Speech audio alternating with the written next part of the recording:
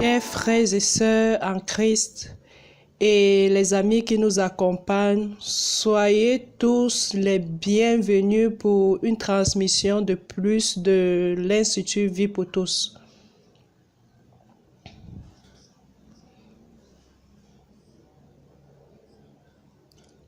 Nous sommes en train de parler directement de Barranquilla en Colombie.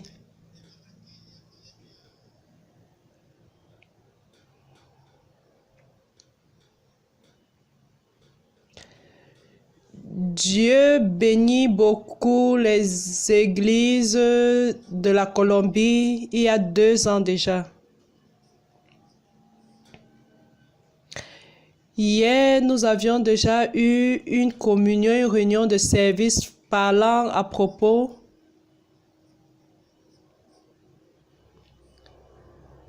que toutes les bénédictions qui sont venues dans les églises de la Colombie sont pour 2 facteurs, la simplicité et l'obéissance.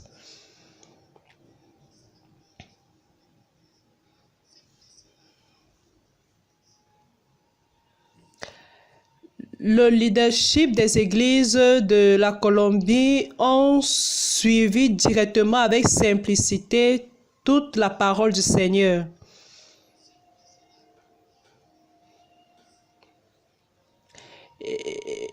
Et le Seigneur est en train de bénir beaucoup les églises, au point où nous avons ici en Colombie un CPF magnifique à Bucaramanga.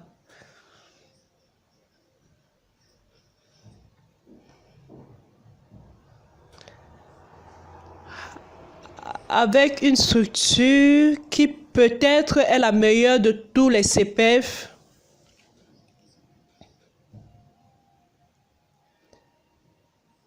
Parce que le CPF acquis en Colombie a pour fonction de perfectionner les personnes de l'Amérique centrale et des Caraïbes.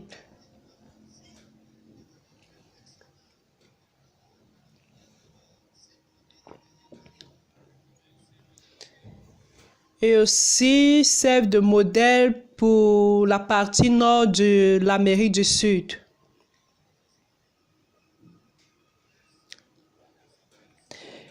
Et à cause de cette bénédiction, le Seigneur est aussi en train de faire venir une unité du parc de Bogota.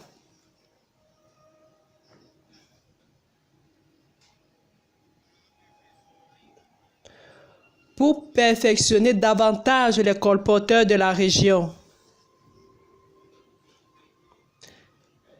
Et nous avons parlé hier que nous avons commencé une seconde phase.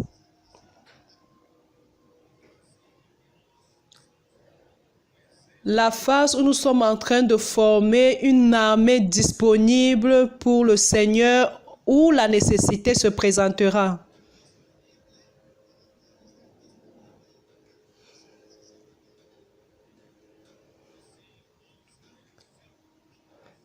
Ainsi, nous serons toujours prêts pour la nécessité de l'œuvre du Seigneur.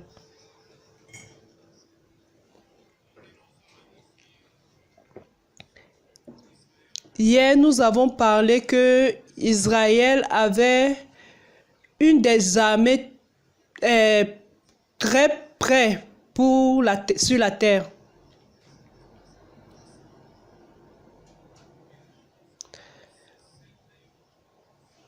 Parce que tous se sentent soldats, même bien qu'ils travaillent déjà, qu'ils ont déjà un travail séculier.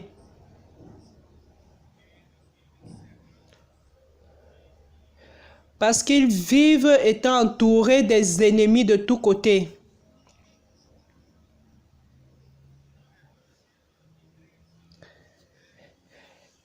Et en vérité, l'Église est le royaume des cieux sur la terre. L'Église est une île au milieu du territoire de l'ennemi. Parce que toute cette terre est du Seigneur. mais il utilise le royaume de ce monde pour lui.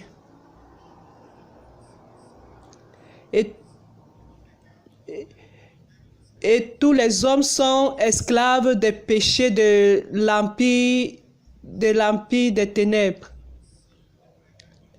Et notre Église a la mission de prêcher l'évangile du royaume. Pour ce faire, nous devons vivre comme Israël,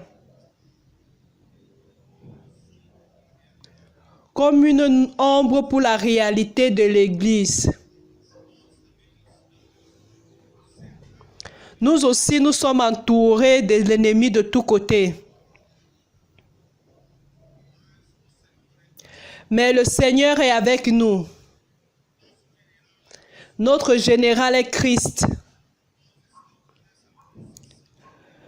Nous sommes dans cette procession triomphale de notre Seigneur, de notre général. Et le Seigneur est en train de nous bénir chaque fois plus, chaque année qui passe avec une parole.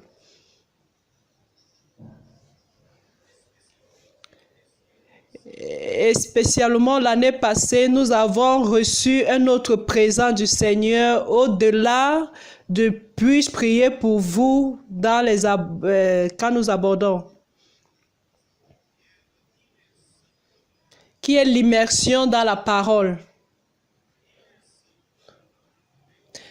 L'immersion dans la parole du Seigneur nous donne beaucoup d'aide.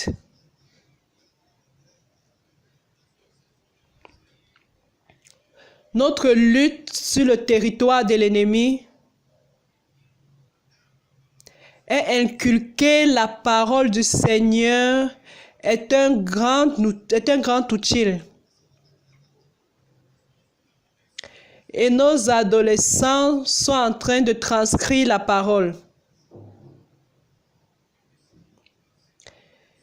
Ils sont en train de faire l'immersion dans la parole. Et la parole est en train de changer leur vie. Ceci également se fait avec nos jeunes dans nos églises.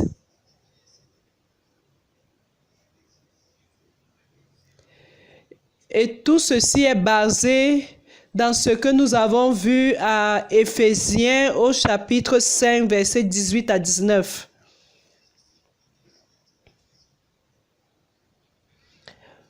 Nous pouvons le voir rapidement. Éphésiens 5, versets 18 et 19.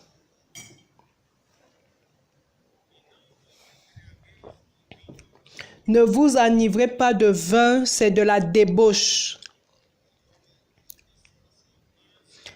Soyez au contraire remplis de l'esprit. Quel est le contexte de ce verset? Le contexte est que nous vivons dans un monde de ténèbres. Mais nous ne sommes pas de ceux-là qui dorment.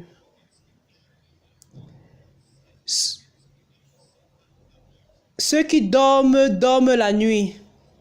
Nous sommes du jour. Pour ce faire, nous devons savoir de façon prudente comment nous devons marcher. Nous devons racheter le temps parce que les jours sont mauvais. Et pour cela, nous ne devons pas vivre comme des insensés. Nous avons besoin de chercher quelle est la volonté du Seigneur.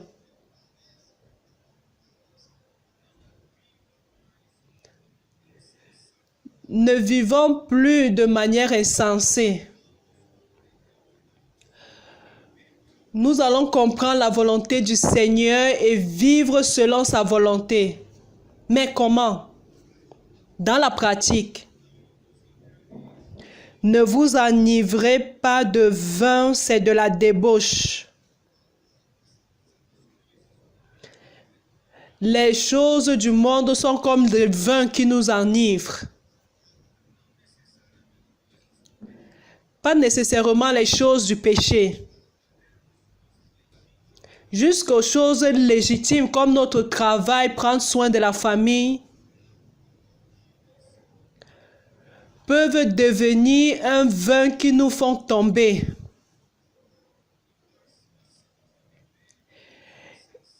Et nous finissons par vivre de manière insensée comme tous les autres. Mais comment devenir cette armée du Seigneur seulement prêt, toujours prêt pour le royaume? Ne vous enivrez pas de vin, c'est de la débauche. Soyez au contraire remplis de l'esprit. Nous devons toujours être remplis de l'esprit. Mais comment nous remplir de l'esprit? Le verset suivant dit: entretenez-vous pas des psaumes, pas des hymnes et pas des cantiques spirituels, chantant et célébrant de tout votre cœur les louanges du Seigneur.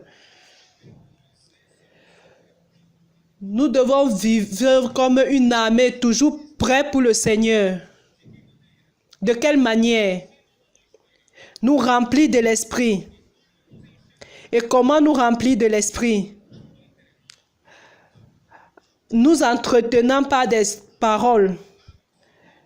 La parole que le Seigneur nous a dite, nous devons parler cela les uns aux autres. Ça, c'est la manière de nous remplir de l'esprit. Et Colossiens 3, 16 dit, aussi parle.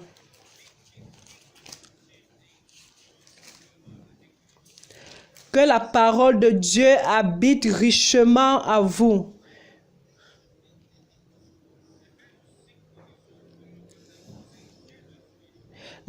Éphésiens 5, 18 dit de nous remplir de l'esprit. Et à Colossiens 3, 16 est équivalence. Nous remplir de l'esprit veut dire faire habiter la parole de Dieu en nous de façon abondante.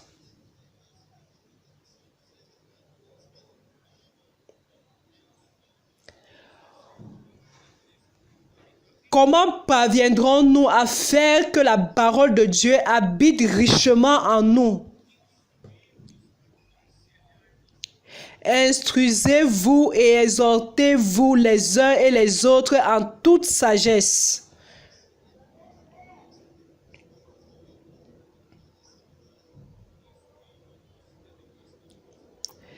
Instruisez-vous et exhortez-vous avec la parole de Christ.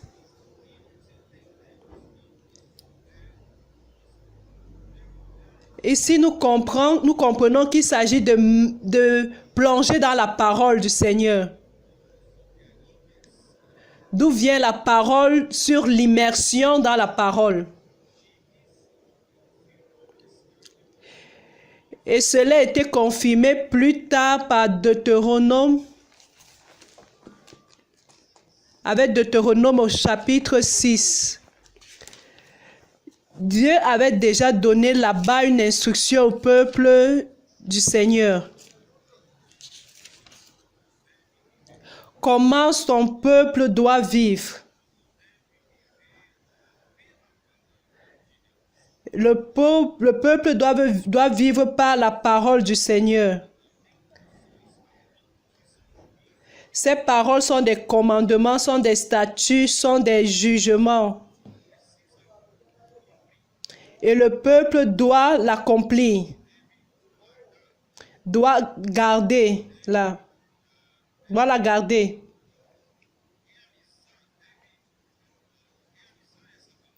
Le peuple devrait réaliser cette parole.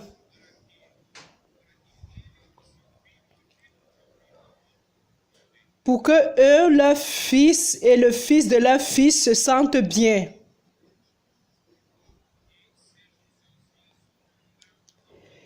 Et qu'ils puissent voir leur jour prolongé dans la bonne terre de Canaan. Au verset 4 dit, « Écoute Israël, l'Éternel notre Dieu est le seul éternel.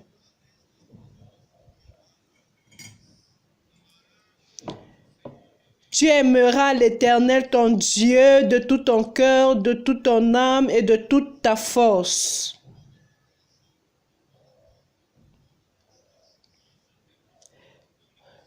Nous avons un seul Seigneur. Nous n'avons pas un autre Seigneur sur cette terre. Maman, comme dit le frère Roel, maman n'est pas notre Seigneur.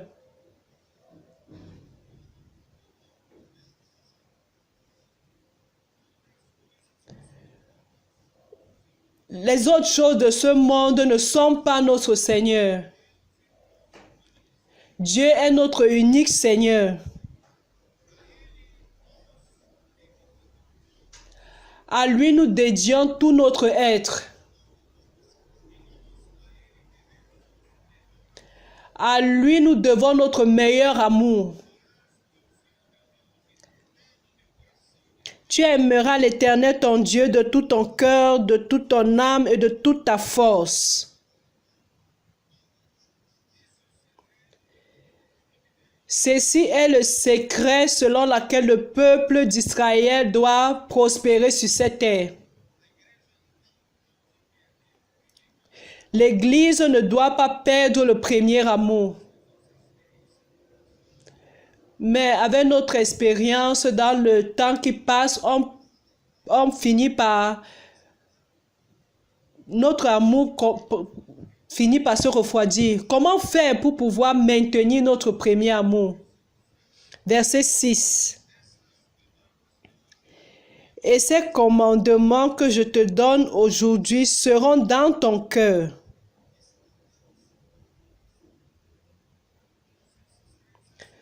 Colossiens 3:16 dit que la parole de Christ habite en nous abondamment.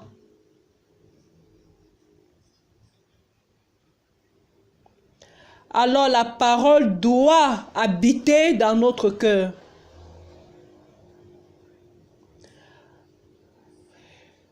Quand la parole habitera dans notre cœur, nous maintiendrons simplement notre premier amour. Toujours notre premier amour. Et comment faire que la parole puisse habiter en notre cœur? Verset suivant. Tu les inculqueras à tes enfants.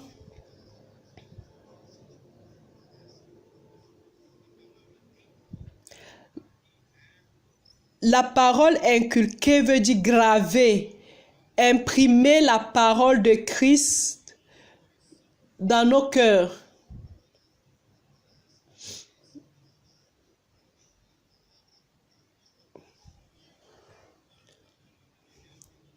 Comment graver la parole du Seigneur dans notre cœur est par répétition.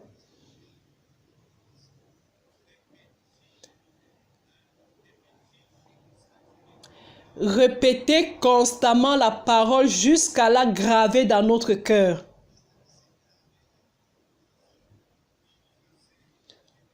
Comment répéter? Parler d'elle en étant dans nos maisons, assis dans nos maisons.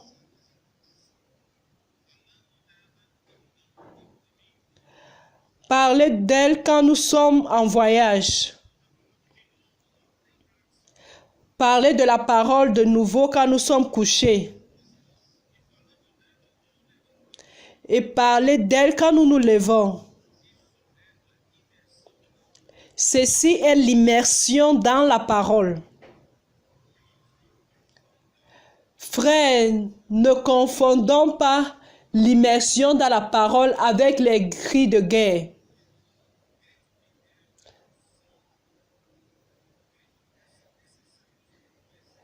Les cris de guerre sont nécessaires pour une armée qui se prépare pour la guerre.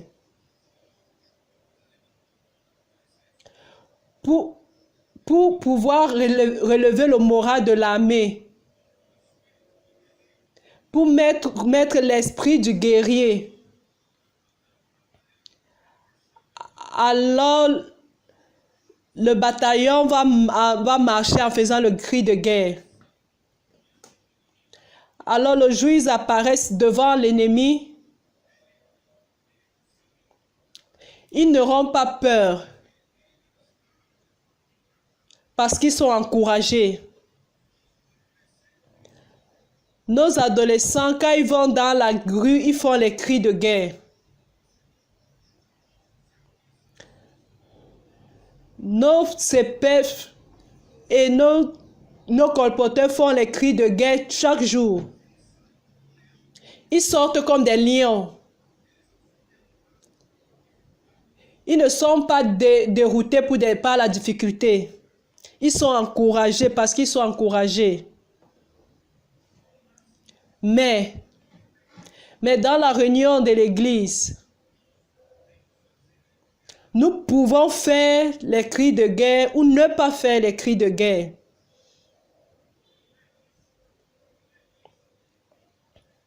Ce n'est pas cela qui définit la vie de l'église. Mais nous avons besoin de faire l'immersion dans la parole.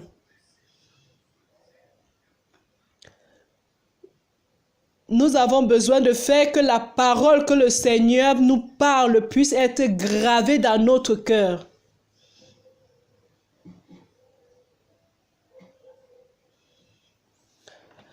Pour que nous parlions en parlant les uns aux autres. Où est cette feuille-là? Où est cette feuille-là? Je l'ai laissée.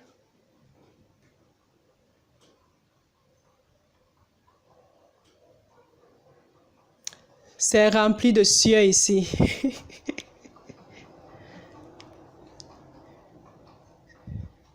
Ceci, je dois le porter toute la journée. Je me lève du matin, lundi.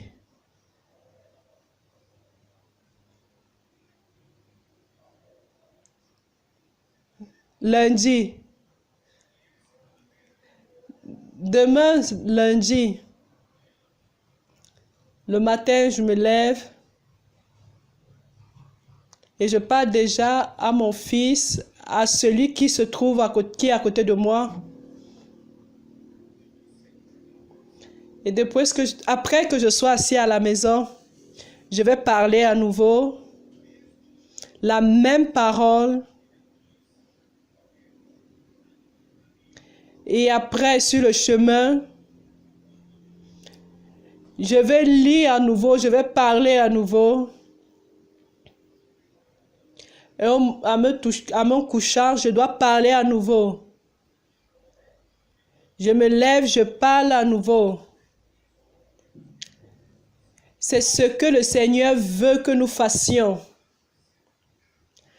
Que la parole soit gravée dans nos cœurs. Dans le passé, nous écoutions un message dans la conférence et nous laissons passer superficiellement. Et nous pensions avoir capté tout le contenu du message. Mais le lundi, nous avions déjà oublié tout. Alors le frère va demander, tu étais à la conférence, comment était la conférence? Frère, c'était merveilleux. Tu devais y aller. Mais parle-moi un peu de ce que tu as gagné. Non, je ne sais pas parler, tu dois écouter. Parce que tu n'as rien capté. Ce n'est pas vrai que tu n'as rien capté, tu as capté quelque chose. Mais il a manqué le fait de capter tout le contenu. Pour ce faire, le Seigneur nous a donné ce chemin. Et nous pouvons répéter les uns aux autres. Parler les uns aux autres. Seul tu peux parler à toi-même. Après que vous ayez parlé les uns aux autres, vous pouviez partager l'expérience que vous avez gagnée de ce passage. Ceci 20 ans dans le passé, j'avais appelé cela dans le passé tourner la meule.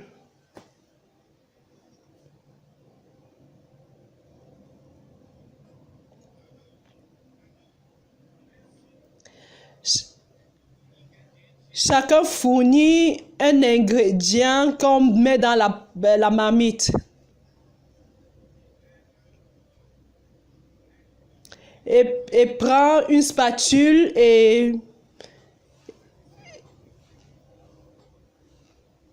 tourne. Et tu vas dire, j'ai gagné ceci. C'est merveilleux. Tu fais de ton expérience. Et quelqu'un d'autre gagne plus sur ce que tu as parlé. Moi aussi, j'ai gagné ainsi, cela. Et le troisième parle, oh, quelle chose merveilleuse, j'ai gagné également ceci. Après que 2, 3, 4, 5, dans ce genre de partage,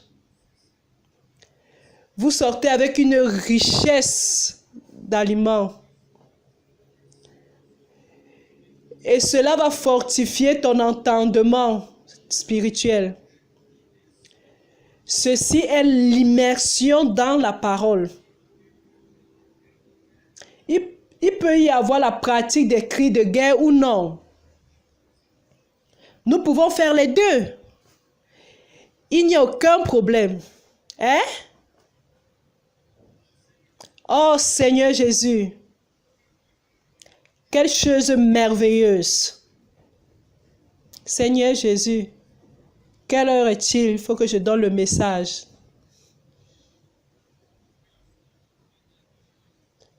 Parce que je suis en train de parler à propos des 7 églises Apocalypse.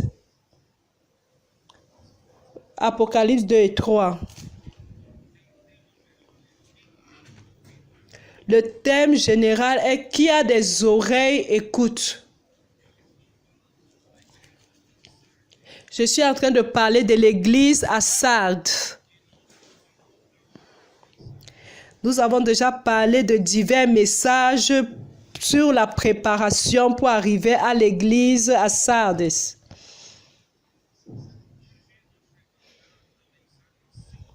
Aujourd'hui, nous sommes déjà au 5e message.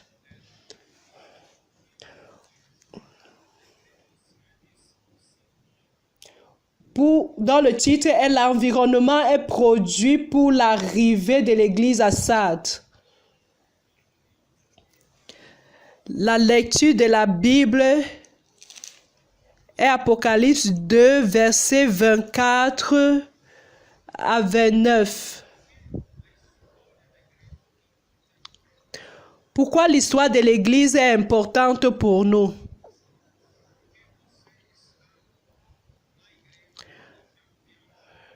Parce que nous sommes déjà dans une église qui a déjà voyagé il y a plus de 2000 ans.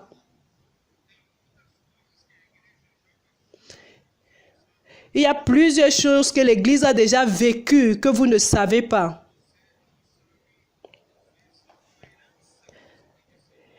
Et parfois, vous ne savez pas un certain héritage que vous avez déjà reçu.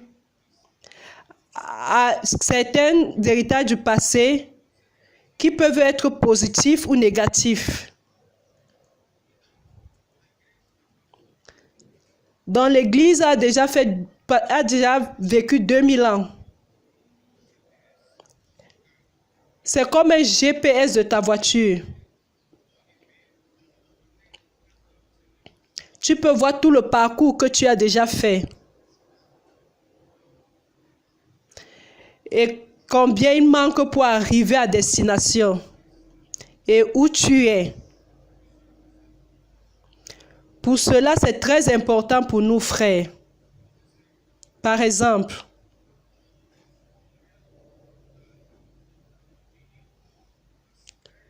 pour toute l'histoire de la période des ténèbres que l'Église a déjà passée pendant 1000 ans, durant la période de l'église à Thyatire.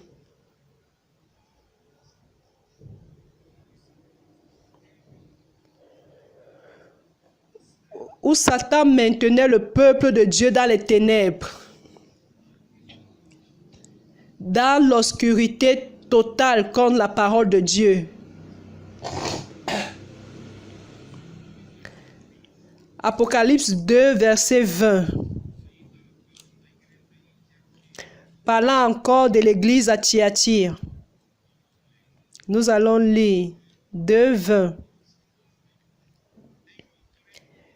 Mais ce que j'ai contre toi, c'est que tu laisses la femme Jézabel qui se dit prophétesse enseigner et séduire mes serviteurs pour qu'ils se livrent à l'impudicité et qu'ils mangent des viandes sacrifiées aux idoles.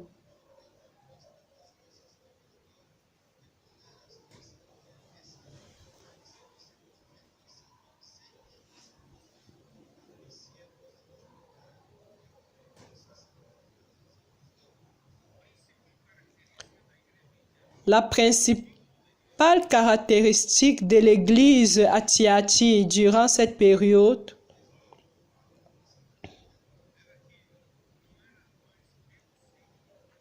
ce n'était plus Dieu qui parlait.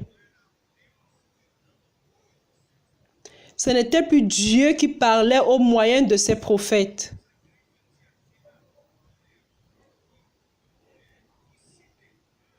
Mais l'église de Thyatire tolérait qu'une femme qui se déclarait prophétesse, qui parle pour Dieu,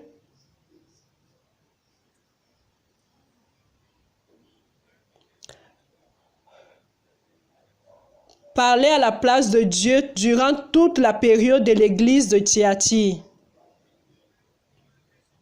Et quel est le résultat? Cela fait que le peuple de Dieu se livre à l'impudicité spirituelle.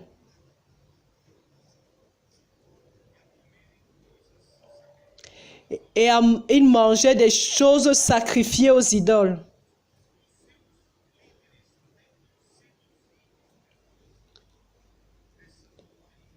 Et leur leader essaie de séduire les personnes avec cette doctrine. Au verset 24, il est dit, « À vous, à tous les autres de Thyatire, qui ne reçoivent pas cette doctrine et qui n'ont pas connu les profondeurs de Satan, comme il les appelle, je vous dis. »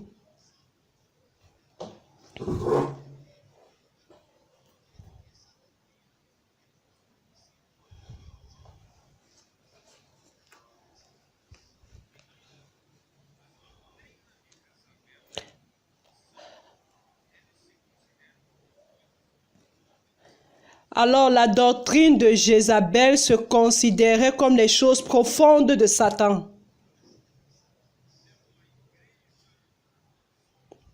Cela amenait l'Église au plus profond dans le trou, la dégradation totale.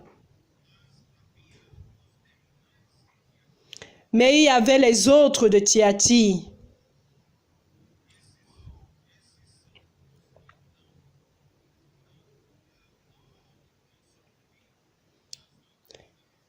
Ce sont ceux qui n'ont pas succombé à la doctrine de Jézabel. Ceux-là sont les vainqueurs. J'ai parlé de cela dans le message passé. C'est une ligne dorée de la grâce de Dieu qui ne s'est jamais interrompue. Depuis le temps des apôtres jusqu'au jour d'aujourd'hui. Le Seigneur a toujours maintenu cette ligne dorée sans l'interrompre. Et cela arrivait jusqu'à nous en ce moment, où le Seigneur a consolidé l'église en Philadelphie, l'église de Philadelphie.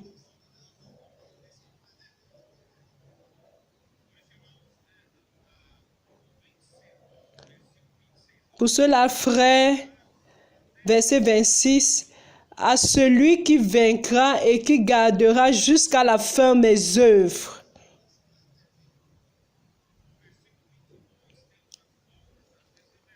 Au verset 22, il y a les œuvres de Jézabel.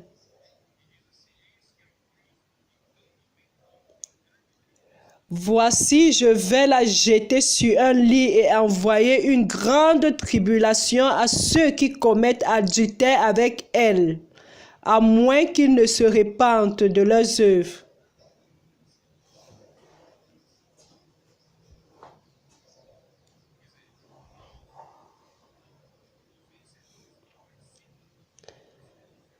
Pour dire, les vainqueurs ne participent pas des œuvres de Jézabel. Mais ils gardent jusqu'à la fin les œuvres du Seigneur.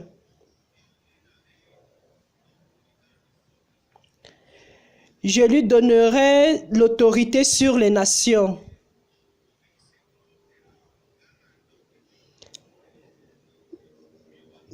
Les vainqueurs recevront la prime de régner avec le Seigneur durant 1000 ans.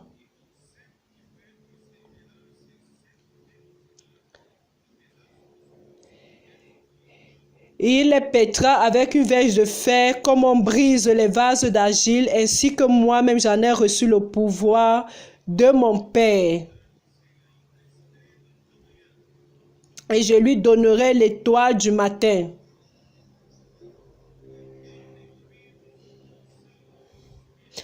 Que celui qui a des oreilles entende ce que l'Esprit dit aux églises.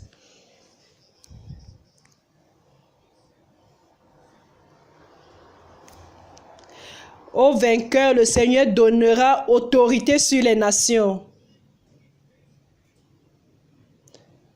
Quand est-ce que Christ a gagné autorité sur les nations? Somme 2.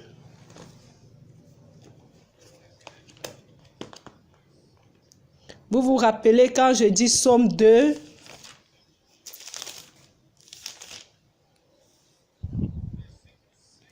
Verset 6.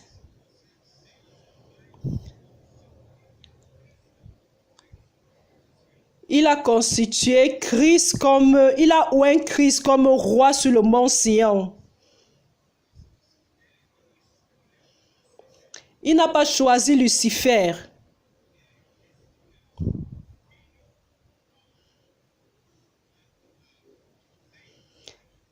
Il a choisi le Fils comme roi sur le mont Sion.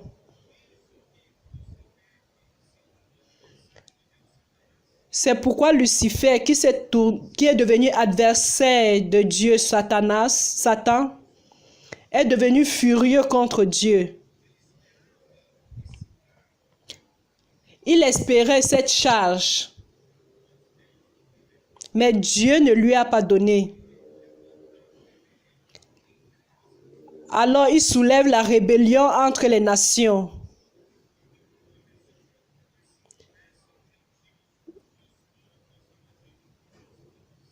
Verset 2, chapitre 2, 1. Pourquoi ce tumulte parmi les nations?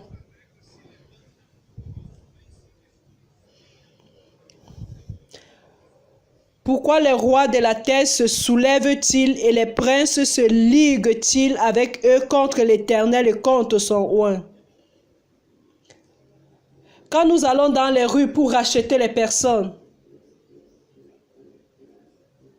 nous en rencontrons cette furie.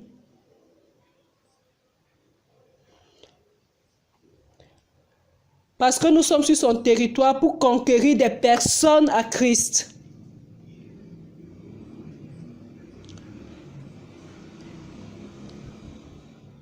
Il faut en sorte que les princes de ce monde conspirent contre Dieu, contre Christ. Parce qu'il voulait être le roi.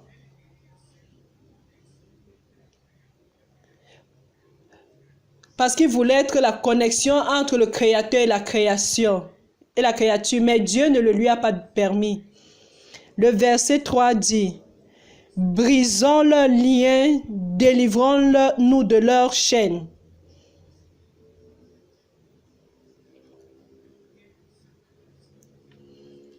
C'est ce que Satan est en train de faire dans les nations, dans toute l'humanité. Il est en train de promouvoir une rébellion contre Dieu, contre Christ, contre la parole de Dieu. Et nous, aujourd'hui, nous passons par cette persécution et opposition. Satan est en train d'attaquer le royaume de Dieu, principalement contre la parole de Dieu. Le verset 6 dit, « C'est moi qui ai oint mon roi sur Sion, ma montagne sainte. »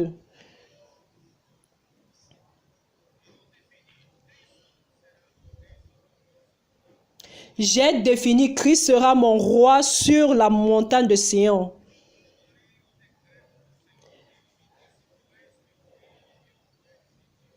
Je publierai le décret, l'Éternel m'a dit, tu es mon fils, je t'ai engendré aujourd'hui. Verset 7.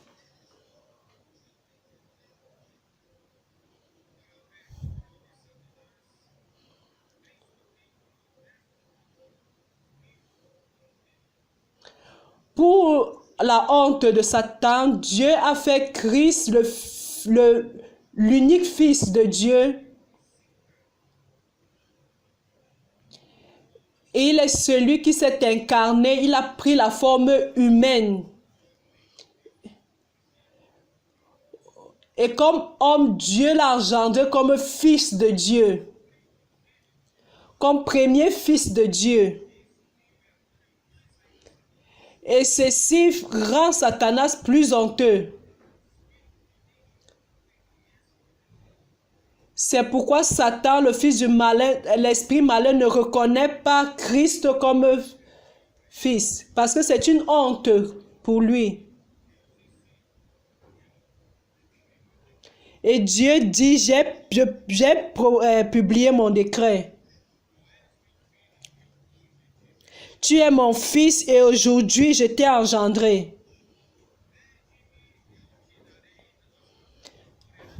Demande-moi et je te donnerai les nations pour héritage, les extrémités de la terre pour possession. Tu les briseras avec une verge de fer. Tu les briseras comme le vase d'un potier. Le fils a demandé au père, je veux. Et le Seigneur, le Père est en train de faire ce travail entre nous, qui est dans le psaume 110, verset 1 dit, « Parole de l'Éternel à mon Seigneur, assieds-toi à ma droite jusqu'à ce que je fasse de tes ennemis ton marchepied. »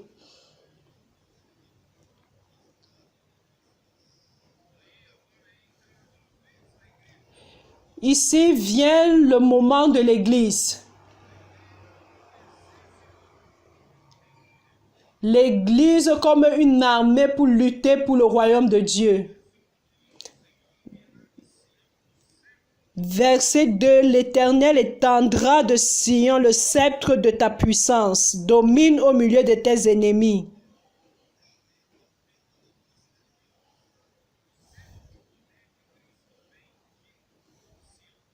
Le sceptre de la puissance de Christ vient de Sion.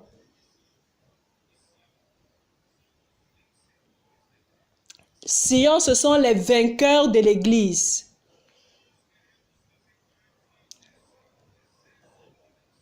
Nous voulons faire partie de cette armée de vainqueurs. Pour être le sceptre de la puissance de Dieu, de Christ. Lui, au moyen de nous, domine sur ses ennemis. Les ennemis de Christ sont perturbés. Ils ne veulent pas que cela arrive. Ils sont en train d'attaquer la parole prophétique. Ils sont en train d'attaquer l'immersion. Contre les cris de guerre. Contre la prédication de l'évangile du royaume. Contre le colportage. Le CPF. Expo Livre. Les outils que le Seigneur nous a donnés. Parce qu'ils veulent arrêter l'Église. Mais ils n'arrêteront pas. Nous n'allons pas nous arrêter. Le verset 3.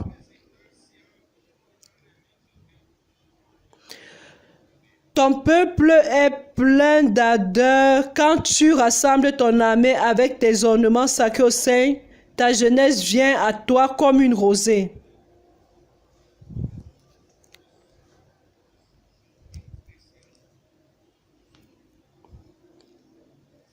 Une version en portugais qui dit que tes jeunes descendront comme une rosée du sein de l'aurore. Ceci, c'est pour dire quand commence l'aurore. L'aurore initie déjà le début du retour de l'Éternel. Et au début de l'aurore, la rosée descend. Et cette goutte de rosée sont nos jeunes. Ce sont nos adolescents.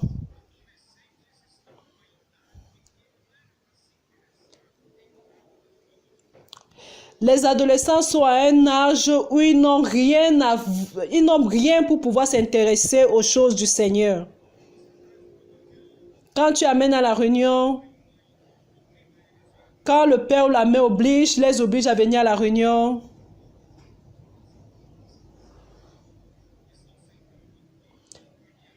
ils sont assis, contrariés, ils sont apathiques, ils regardent leur cellulaire, ils aiment mieux aller dans les fêtes de leurs amis, dans les balades, marchant sur le chemin du monde.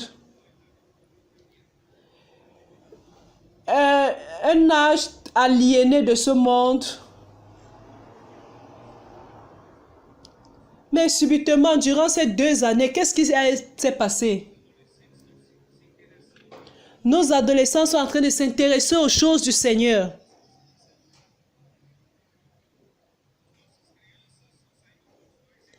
Nos enfants sont en train de sortir avec les parents et les grands-parents. Nos jeunes sont en train de se lever. Et ceux qui sont plus matures se lèvent comme les hommes vaillants de David.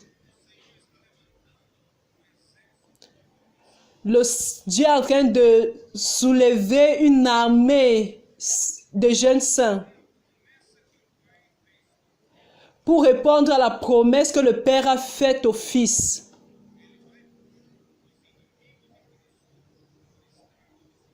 Il va mettre les ennemis de Christ sous ses pieds, sous son marchepied. Et c'est ce qui est en train de se passer. Pour ce faire, Satan n'est pas content. Les portes de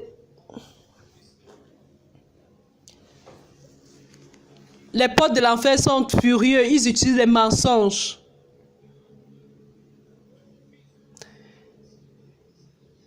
Ils utilisent les raisonnements pour lutter contre cet avancement du royaume du Seigneur. Mais le Seigneur est cette étoile du matin qui arrivera au vainqueur.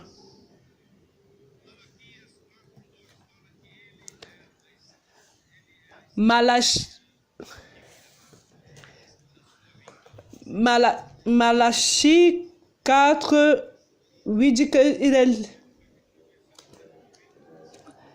2 Pierre 1. Nous pouvons le lire de Pierre.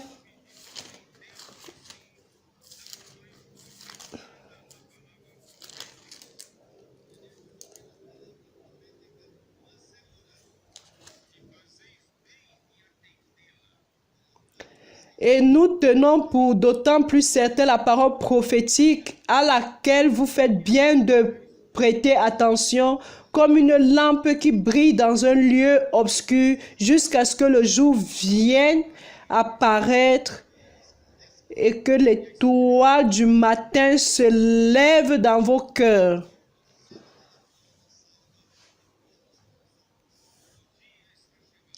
Le jour en train de se lever. La seconde venue du Seigneur en train de s'approcher.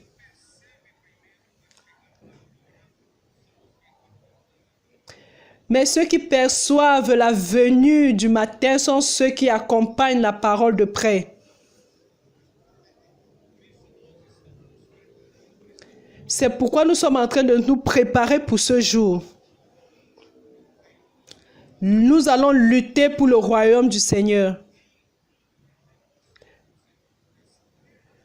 Celui qui lutte pour le royaume du Seigneur, le Seigneur qui est l'étoile du matin, sera dans notre cœur.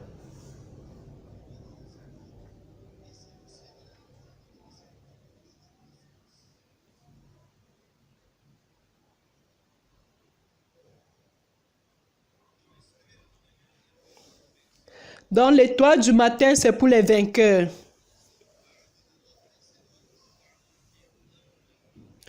Pour ceux qui aiment la venue du Seigneur. L'Église à Philadelphie a une caractéristique, aimer la venue du Seigneur.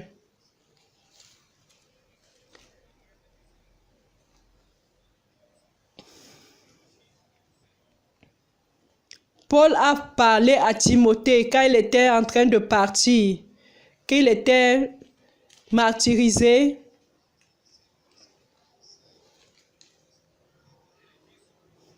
Il dit à Timothée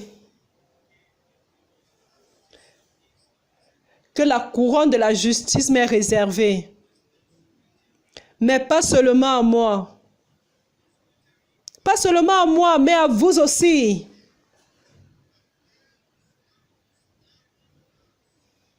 À tous ceux qui aiment sa venue. Nous aimons la venue du Seigneur. Je vais retourner à l'histoire. La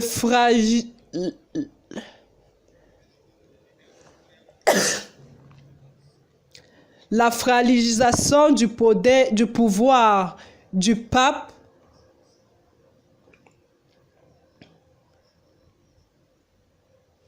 était une préannonce. Dans le message antérieur, j'ai parlé un peu des Albigenses et des Valdenses.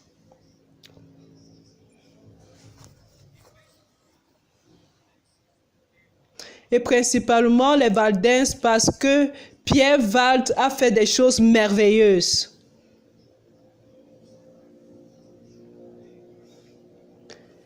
Il a payé les traducteurs pour traduire la Bible en langue locale.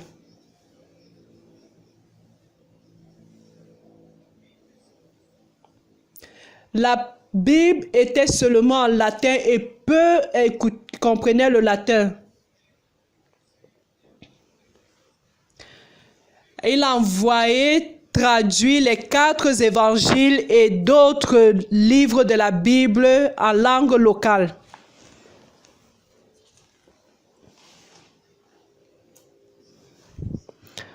Français provincial. Ainsi, la parole a eu accès à la parole pure du Seigneur, du Dieu.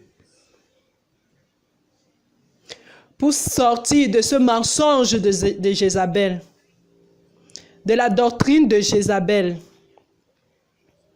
et de gagner un peu de lumière sur la parole. Et bien que le pape a essayé d'exterminer ces gens qu'il chamait d'hérétiques,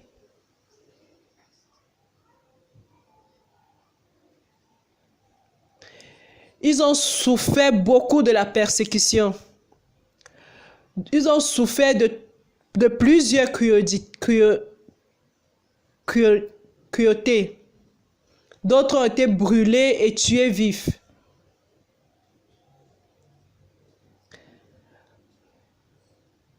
Quand le pape a envoyé des croisades pour les tuer, l'hiérarchie romaine avait promis de détruire tous ceux qui suivaient ceux-là, qui étaient en désaccord avec eux devaient les détruire au moyen des épées et du feu.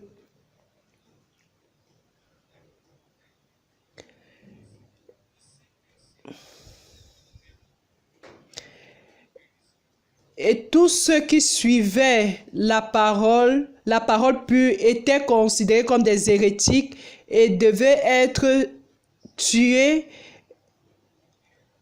devaient subir la sentence de la mort éternelle.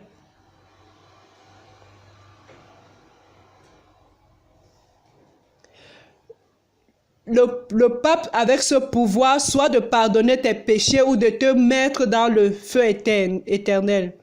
Tout cela faisait partie de la doctrine de Jézabel.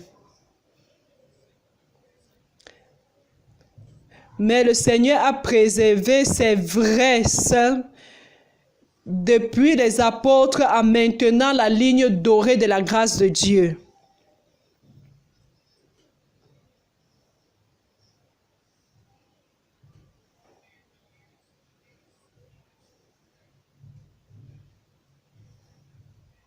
Parce qu'en ce moment-là, c'était le Moyen Âge.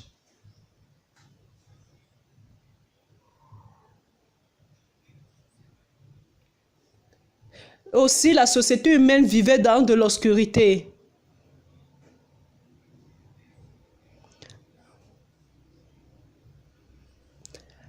À partir de ce moment-là, il y a certaines écoles de sciences qui ont commencé à surgir.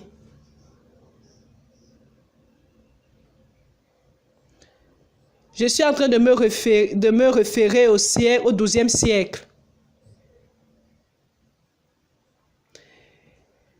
Et ceux qui cherchaient la parole de Dieu a été augmenté progressivement.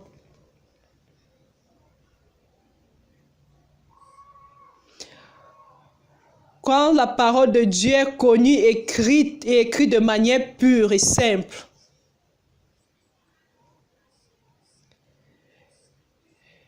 les personnes commencent à sortir de l'obscurité dense.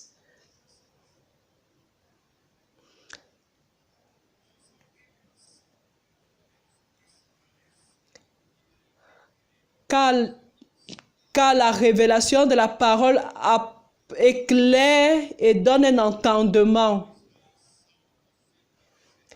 Et cela est à Somme 119, 130.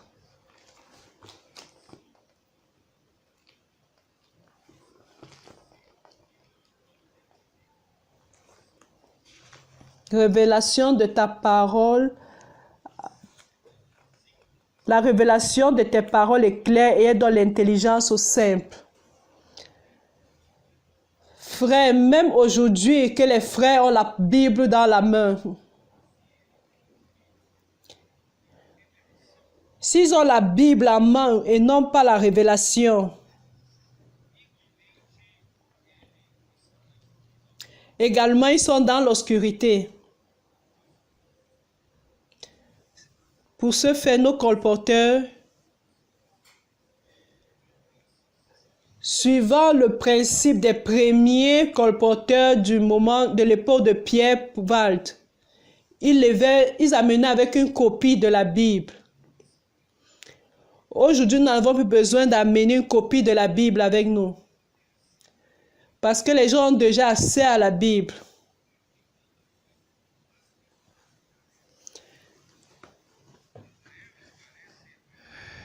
Cependant, ces personnes ont un manque, une carence de la révélation.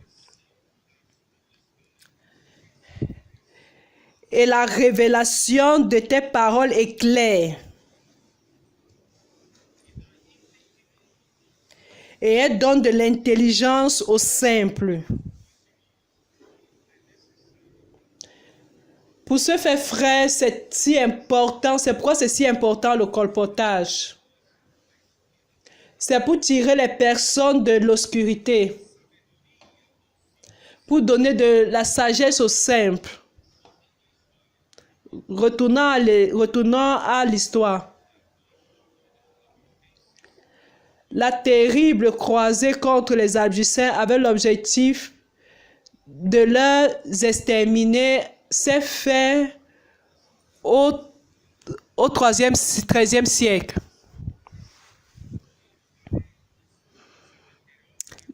Dans le message antérieur, j'ai dit que la croisade pour le pape, pour marcher jusqu'à la terre sainte qui est Jérusalem,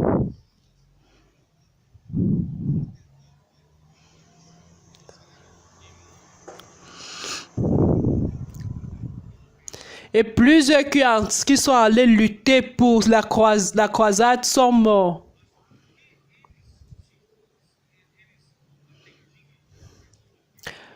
Pourquoi ils ont répondu à la convocation du pape pour lutter?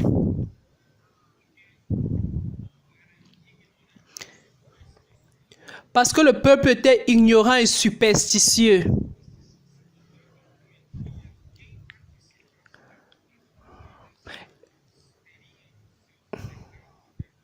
Parce que le pape disait que ceux qui participaient de la croisade verront leurs péchés pardonnés.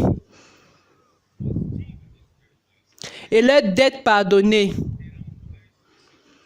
Et ils auront un lieu spécial dans le ciel. Où ils auront leur souffrance atténuée dans le purgatoire. Où ils seraient exempts des souffrances dans le purgatoire, ils iront directement au ciel.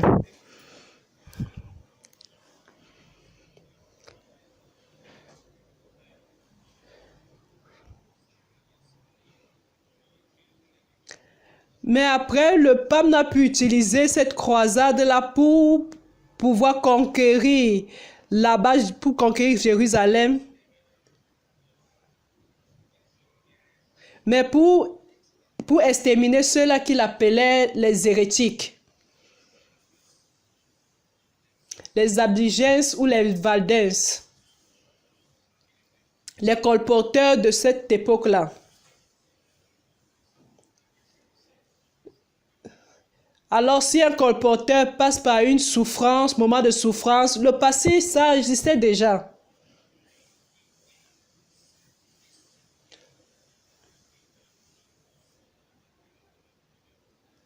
C'est là, personne ne peut arrêter la ligne qui était soulevée pour la parole de Dieu. Ce qui nous donne la force aujourd'hui, frère, c'est que nous suivons la parole de Dieu.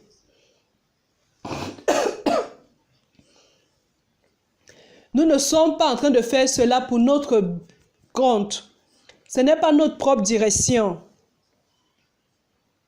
Ce n'est pas notre propre projet.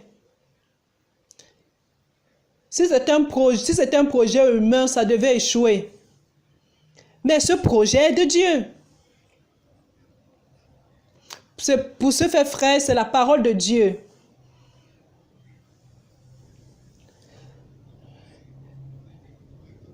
Tout ce qui est guidé par la parole de Dieu ne s'arrêtera pas.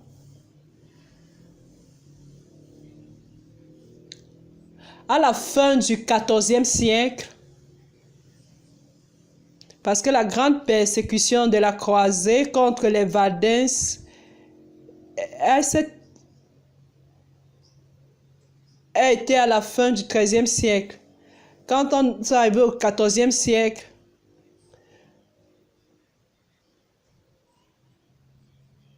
Plusieurs Valdenses devaient laisser leur vallée pour s'établir en Suisse.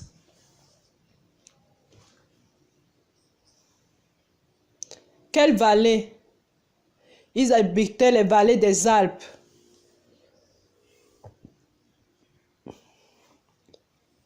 Ils devaient fuir pour la Suisse et vivre en Bohême.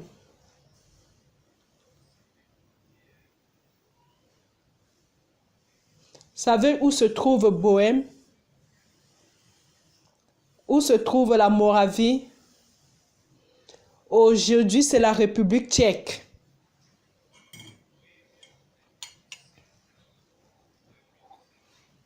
Bohême est la partie centrale de l'Europe centrale. Et la ville principale est Prague. Moravie est plus à l'est de l'Orient. Ces deux régions aujourd'hui appartiennent à la République tchèque. C'est là où a surgi les pré-réformateurs. Alors, c'est une région qui va avoir une liaison avec l'église en Philadelphie. Alors, frères, nous sommes liés à cette ligne de Valdense qui est arrivée jusqu'à Bohême, jusqu'à Moravie.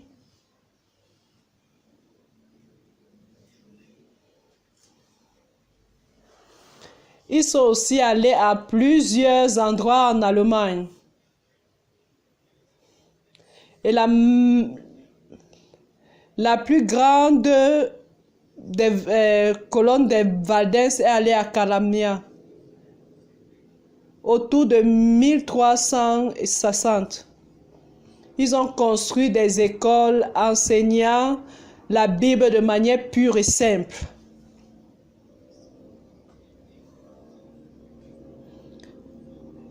Plus à l'avant, vers les années 1600 et 1000,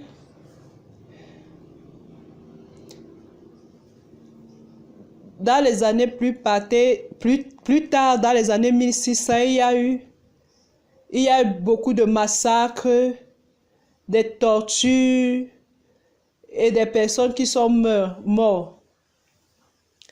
Les Valdenses sont demeurés fidèles à la vérité.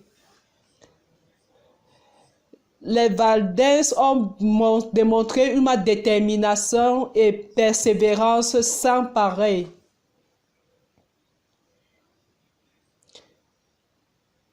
Je vais parler un peu de l'anglais John Wycliffe. Il y en a qui parlent de Wycliffe, d'autres qui parlent de Wycliffe.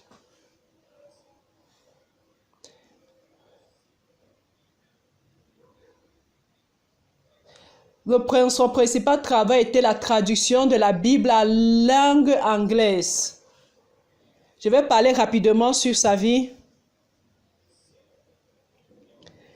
Né autour de 1320, il étudia à l'université d'Oxford en Angleterre. Il s'est appliqué dans la théologie, parle sur les dogmes arides qui étaient appliqués dans le passé, mais il voulait connaître les saintes écritures.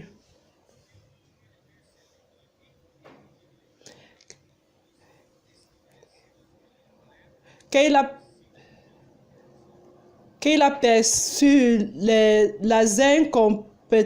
incompatibilités qu'il y avait entre ce qui était établi entre les clergés en comparaissant avec la parole de Christ et ses apôtres.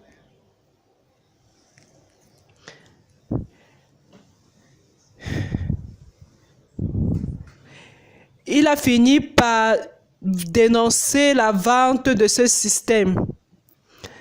Il a dénoncé les œuvres du pape et la vie luxueuse de gaspillage du clergé.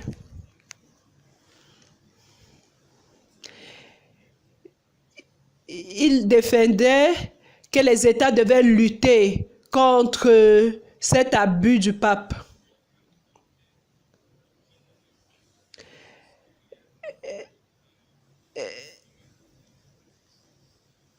Et son œuvre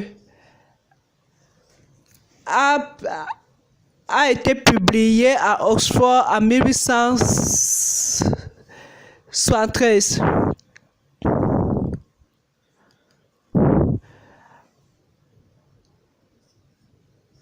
En 1370, le pape a publié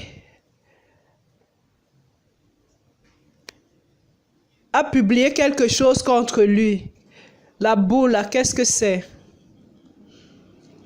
Bulla papale est un document avec le timbre du pape qui respecte certains sujets administratifs de l'Église ou politiques.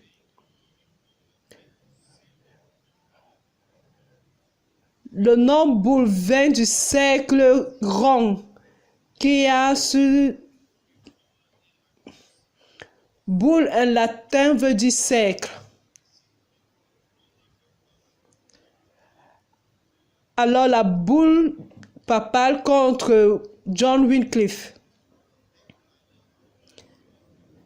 déclarant que ces 18 thèses étaient fausses et elles étaient méchantes.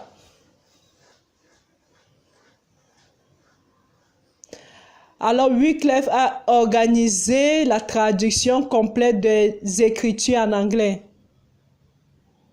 Je vais utiliser les paroles de André Miller.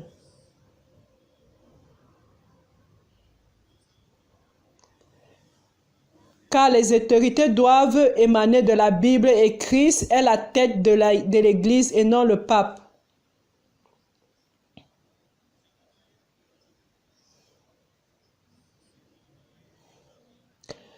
Selon lui, la Bible doit être un bien commun de tous les chrétiens et doit être disponible pour un usage quotidien et ceci a été son grand héritage pour l'Église.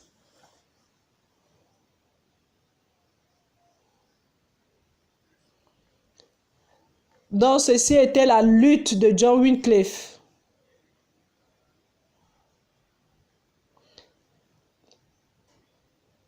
Comme tout le monde à cette époque-là, quand il voyait des erreurs introduites par la doctrine de Jézabel, il devenait rebelle.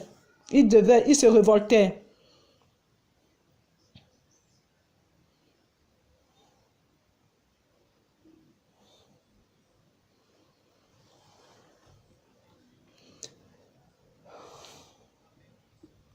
Donc plusieurs de son exégèse étaient gâtés pour cette dénonciation.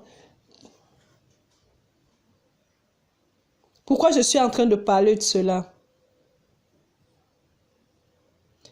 Notre but doit être de divulguer de façon positive la parole de Dieu. Notre grande préoccupation n'est pas de dénoncer les erreurs, mais lever la parole de Dieu en avant. Parce que ce qui va faire l'œuvre de Dieu, ce ne sont pas nos dénonciations,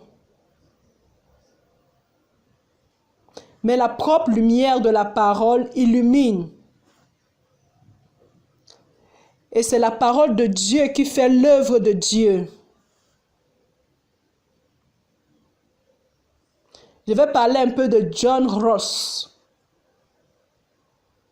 un autre personnage important. Là, c'est le nom qu'ils ont donné en langue anglaise. Mais il n'était pas anglais. Il est né en 1369 en Russie. Dans une ville appelée aujourd'hui République tchèque, près de la frontière avec Bavard en Allemagne. Dans son nom, dans la langue bohème, est Ian Rousse. En anglais, est John Ross. Vous, en espagnol, vous pouvez parler de Juan Ross. En portugais, on peut parler de João.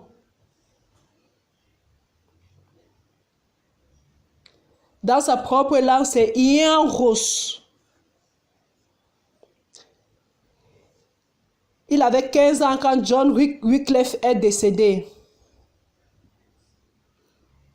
Mais quelle est la connexion avec la Bohémie et l'Angleterre où était John Cliff? Il y a une histoire où il y avait un mariage entre Anne de Bohême et Ricardo de l'Angleterre. Et la reine Anna aimait beaucoup la parole de Dieu. Alors suivait beaucoup ce que avait écrit John Wycliffe.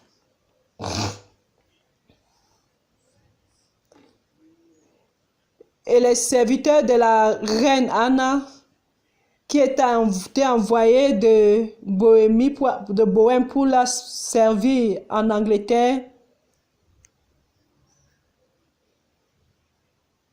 ils étaient d'origine de la Bohémie. Alors quand la reine Anna est décédée, ses serviteurs sont retournés en Bohême. Ils ont amené les écritures de John Wycliffe. Et ce matériel était très lu par les membres de l'université de Prague.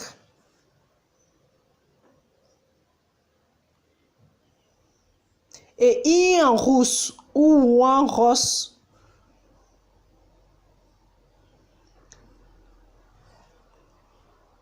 a été envoyé pour étudier à l'université de Prague pour se préparer à servir à l'église.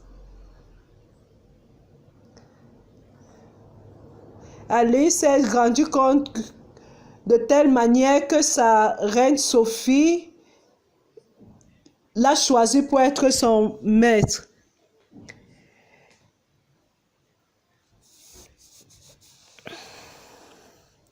Il était établi comme celui qui prenait soin de la chapelle de l'université de la chapelle de Belém.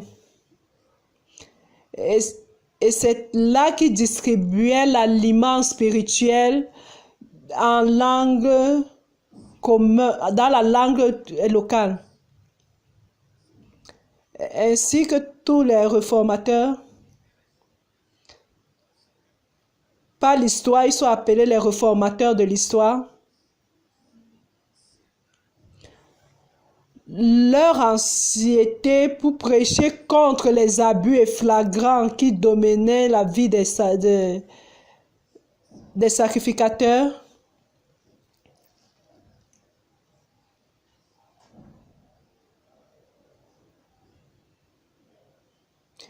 qui opprimaient le peuple, a motivé la réaction violente du clergé. Parce qu'il dénonçait l'orgueil, les luxures, le libertinage de tout le système du clergé.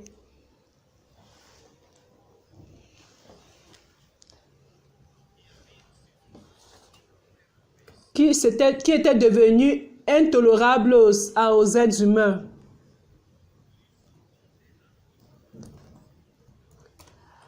Alors dénoncer les abus était devenu quelque chose de quelque chose de très court pour pouvoir être populaire. Et pratiquement tous les préformateurs et les réformateurs sont tombés dans cette erreur. À cause de la révolte contre les équivoques. Alors, il s'est focalisé pour dénoncer cela. C'est ce que je voudrais vous parler. Frères, nous avons besoin de nous focaliser sur la parole de Dieu et de façon positive.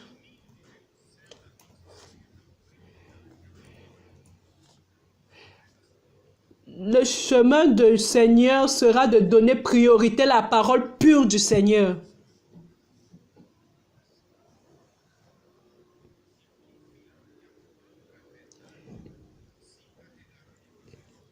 Et être confiant que la parole même fera son travail. Et ne pas soulever de la haine contre les erreurs.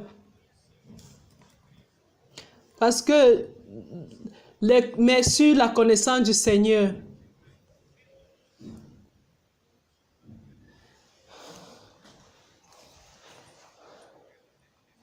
Et va résulter un vrai désastre. Ceci nous enseigne seulement à prêcher la parole dans la vie de façon positive.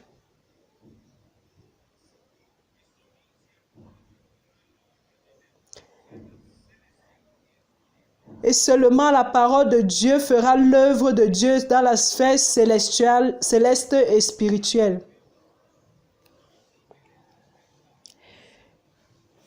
Et nous ne devons pas nous introduire dans les chemins de la vérité ou de l'erreur.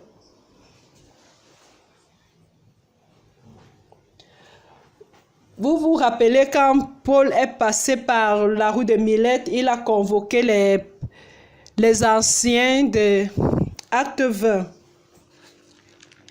Qu'est-ce qu'il a dit?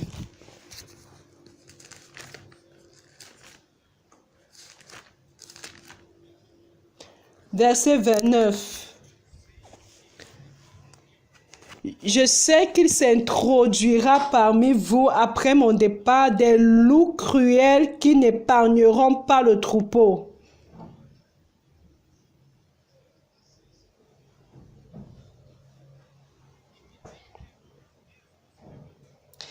Et qu'il s'élèvera du milieu de vous des hommes qui enseigneront des choses pernicieuses pour entraîner les disciples après eux.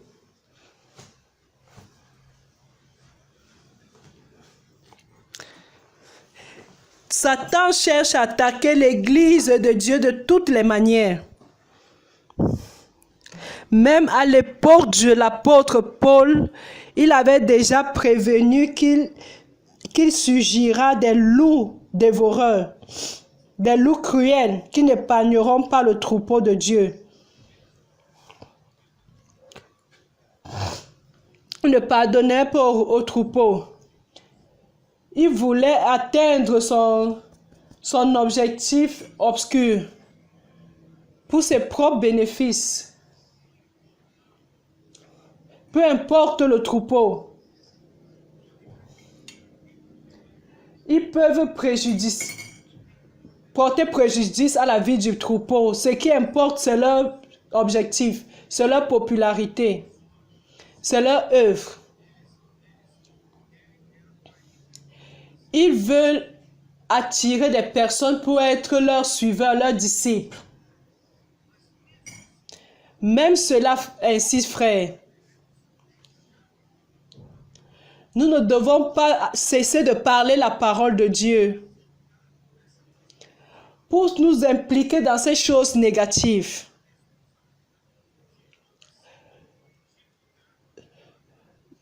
Notre objectif est de continuer de divulguer la parole de Dieu et suivre en faisant confiance à la parole de Dieu. Ce n'est pas ce qui est écrit sur le verset suivant. Où suis-je? Verset 31, il est dit: Veillez donc, vous souvenant que durant 3 années, je n'ai cessé nuit et jour d'exhorter avec l'âme chacun de vous.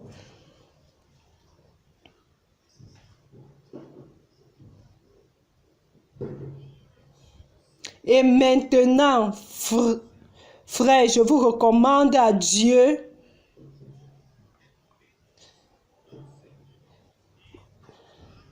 et à la parole de sa grâce. Frères, nous allons faire confiance au Seigneur et à sa parole.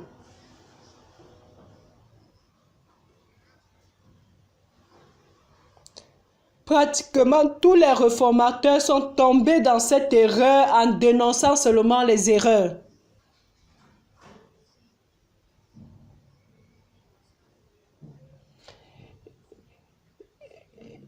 Et utilisant peu d'énergie pour chercher la révélation de la parole. Bien que la réforme soit arrivée d'une manière très forte, qui est la justification par la foi.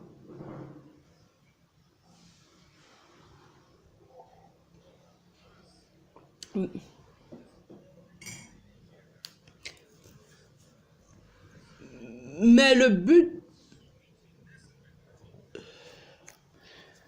sinon le focus principal était toujours leur énergie était gâtée toujours sur cette erreur-là, des choses politiques, pour la lutte politique. Et ces erreurs, dénoncer ces erreurs. Par exemple, au moyen de la réforme de Martin Luther, l'Allemand, par exemple, s'est libéré du pouvoir du pape.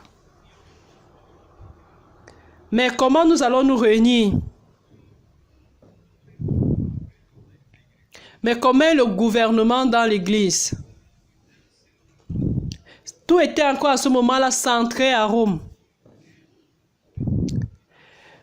Mais comment est le gouvernement de l'Esprit Saint dans l'Église? Mais comment Christ sera le chef dans la vie de l'Église?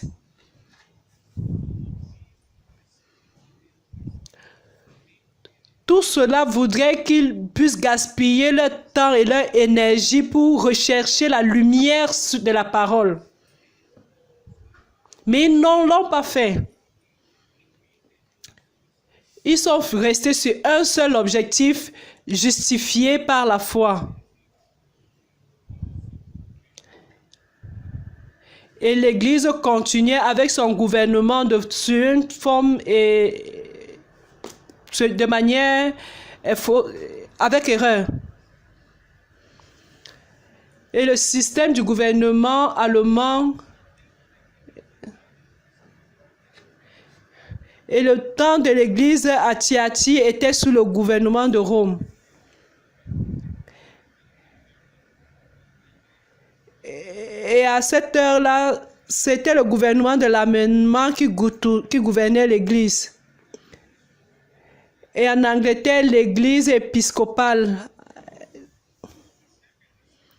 dont le chef de l'État est le chef de l'Église.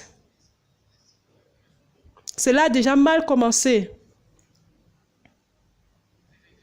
Vous avez compris?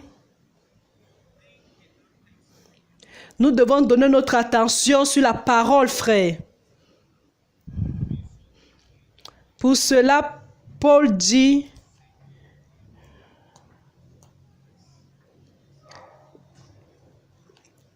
je vous recommande à Dieu et à la parole de sa grâce, qui a la puissance pour vous édifier.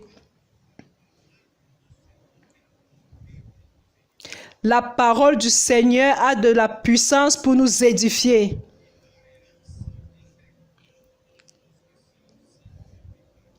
Et pour donner l'héritage avec tous les sanctifiés. C'est pourquoi, frères, j'insiste beaucoup, que nous puissions nous focaliser sur la parole. Oh Seigneur Jésus,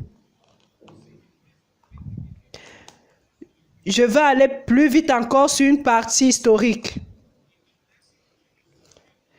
De cette manière a surgi plusieurs agitations en Bohême.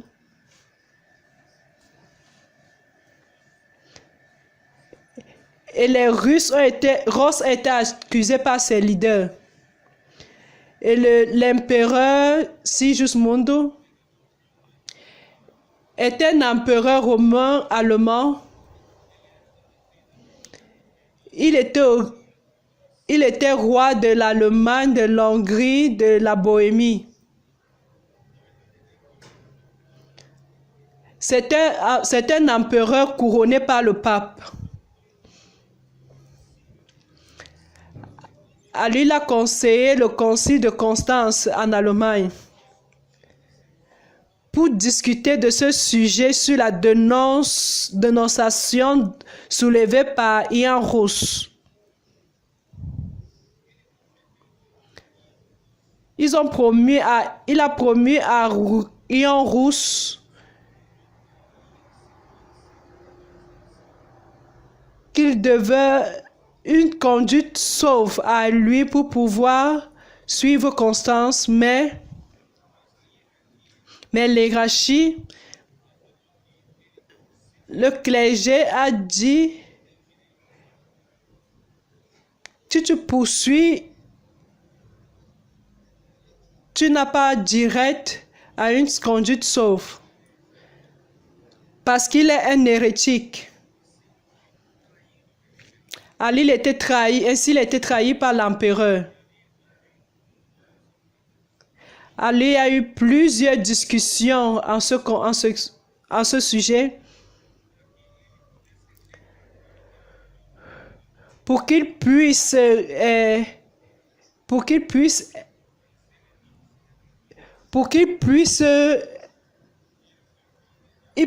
tout ce qu'il a dit ou changer tout ce qu'il a dit, mais il ne l'a pas fait. Ali il a été condamné. Il a reçu une sentence par le même empereur.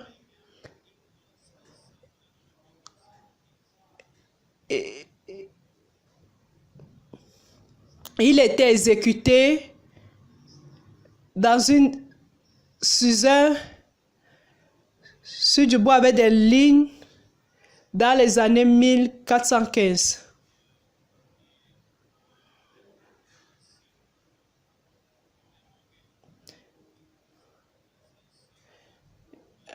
Et s'il est mort en Constance en Allemagne, mais ils ont fait un bosquet pour lui à la place de Prague. Un statut pour lui à Prague. Et son ami, qui était responsable de Prague, a été jugé par le même conseil de Constance. Il était brûlé en 1416. Il était brûlé. Une guerre s'est levée à cause de la mort de Russes. Je n'ai pas le temps pour détailler.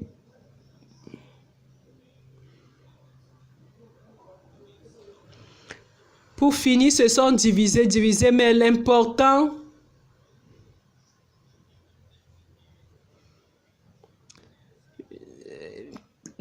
c'est qu'une partie d'eux qui ont migré pour la Moravie dans les années 1451. Et plusieurs citoyens de Prague, y incluent certains hommes hérétiques,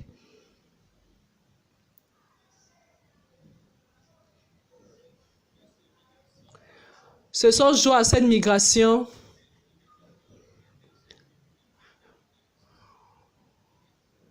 Moravie aujourd'hui est une partie de la République tchèque qui est sur la partie orientale. L'information que je veux vous donner, c'est que ce groupe qui ont reçu le nom, est que ce groupe a reçu le nom de l'unité fraternelle ou frères unis. Ils ont été dans l'origine de ces frères appelés hommes unis, frères unis. Ils ont vécu en paix pendant 3 ans. Avec leur zèle missionnaire de vouloir prêcher l'évangile. Ils se sont multipliés de façon rapide. Et plusieurs se sont convertis pour la prédication de l'évangile. Et en divers endroits, ils ont formé des communautés et il s'est encore soulevé la haine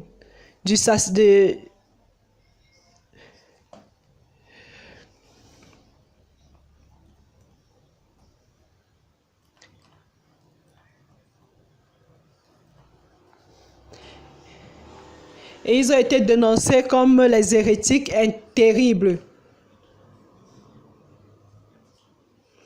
Et cette fois-ci, une terrible persécution a commencé. Ils se sont défendus avec les armes. Ils ont souffert des épreuves difficiles, dures. Leurs propriétés étaient confisquées. Plusieurs étaient expulsés de leur propre maison où ils marchaient. Et vaguaient comme ça dans les ambiances, dans les lieux difficiles. D'autres étaient prisonniers dans les maisons de Bohême, pratiquement à Prague. Ils étaient dans la maison des frères unis. Ils étaient cruellement torturés. Cela a duré 20 ans. Ils ont eu des allègements dans les années 1450. Certains ont abandonné leur maison et ils sont retournés à Bohême.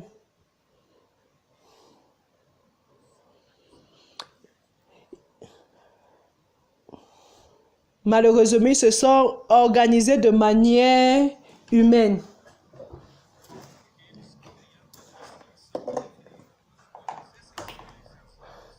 Parce qu'ils ont créé une distinction entre les choses essentielles et les choses pas essentielles.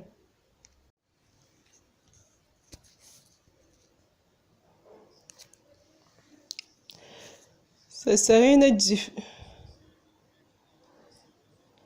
Les choses essentielles étaient liées à la salut de l'homme. Et les choses non essentielles étaient renvoyées aux choses des rituels, des choses externes et des règles ecclésiastiques. Je veux utiliser les paroles de André Müller pour ne pas dire que je suis en train de critiquer. On ne m'accuse pas que je suis en train de critiquer. Avec cette résolution, cela a géré un environnement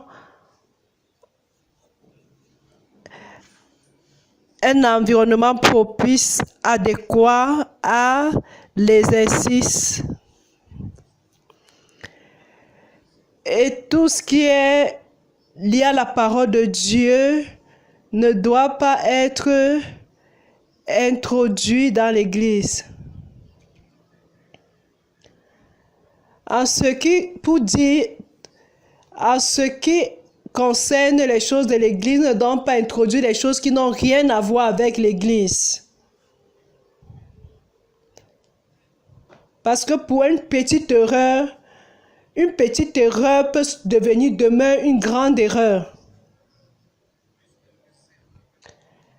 C'est pourquoi nous devons avoir du zèle pour la parole pure de Dieu.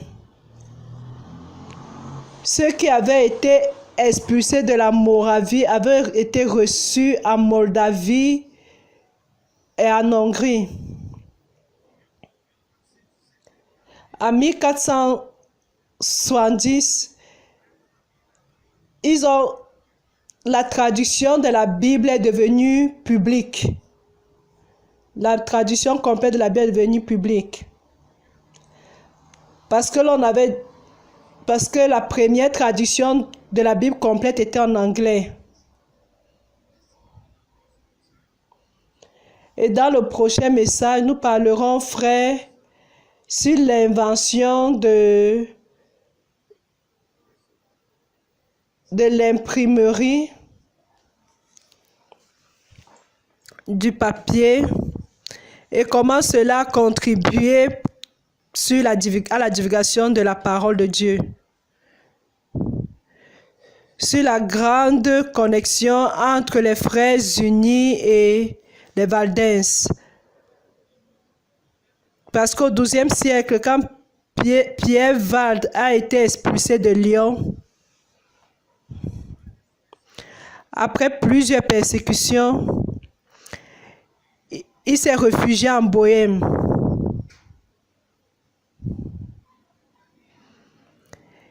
Et là, il a travaillé avec beaucoup de succès pendant 20 ans en Bohême.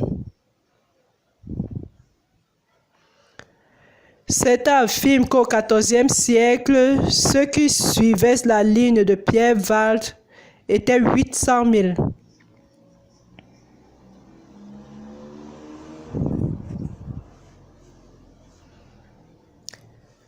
Pour ça, frère, je voudrais faire certaines considérations finales. L'Église est le corps de Christ. Dans le corps du Christ, il y a plusieurs membres. Et chaque membre a sa fonction dans le corps. Frère, l'Église n'est pas une organisation humaine. Ce n'est plus une institution religieuse où l'homme a la liberté d'organiser, faire ses règles de fonctionnement. Non, l'Église est un organisme vivant.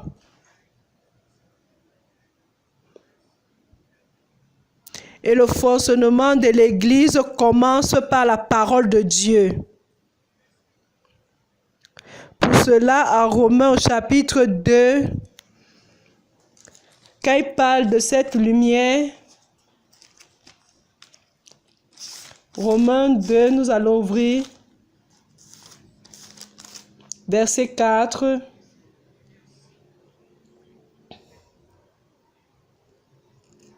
Comme un corps a plusieurs membres, tous les membres n'ont pas la même fonction.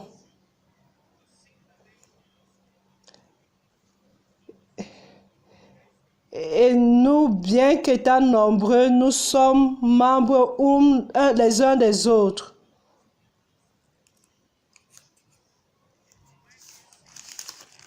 Et comment ce corps fonctionne?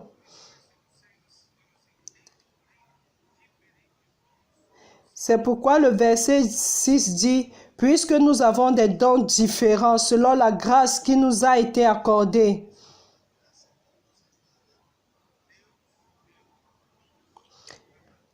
Que celui qui a le don de... Dieu a donné le don à chaque membre. Ainsi, les membres coopèrent entre eux pour le bien du corps.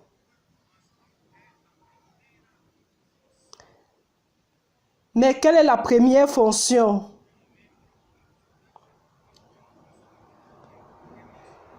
D'une fonction importante qui est mentionnée ici.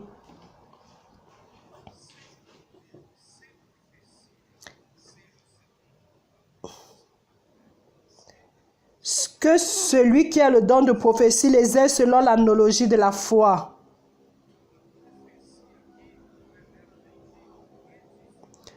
La prophétie ici n'est pas seulement prédire le futur.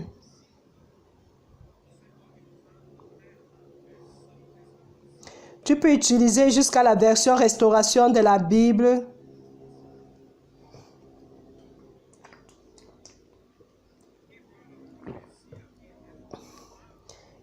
Ici dit la prophétie est parlée pour Dieu sur l'inspiration directe de Dieu.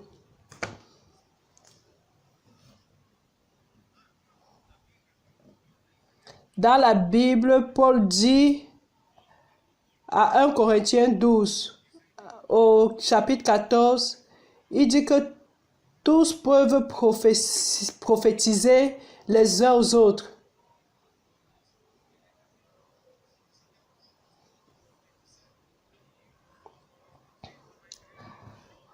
Alors, tous utilisent ça pour dire que tout le monde peut parler pour Dieu. C'est vrai, tous peuvent parler pour Dieu. Mais l'origine de que un doit parler vient de cette prophétie.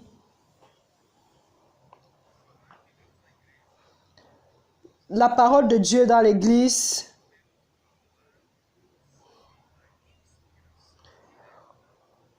commence par le parler de Dieu, de parler sur l'inspiration de Dieu, l'inspiration directe de Dieu.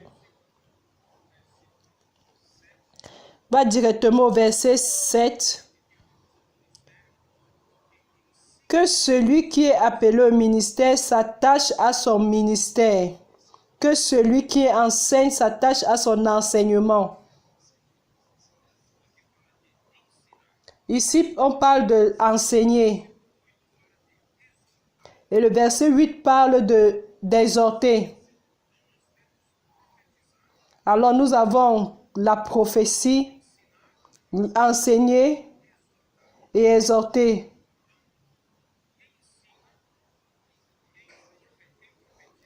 Alors celui qui prophétise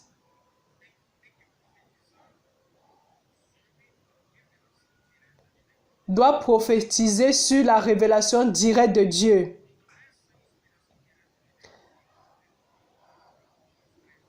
Alors cette inspiration directe qui vient de Dieu, Dieu ne donne pas 2, 3, 4, 5. Apocalypse 1, verset 1. Dieu veut donner la révélation de Jésus-Christ à ses serviteurs.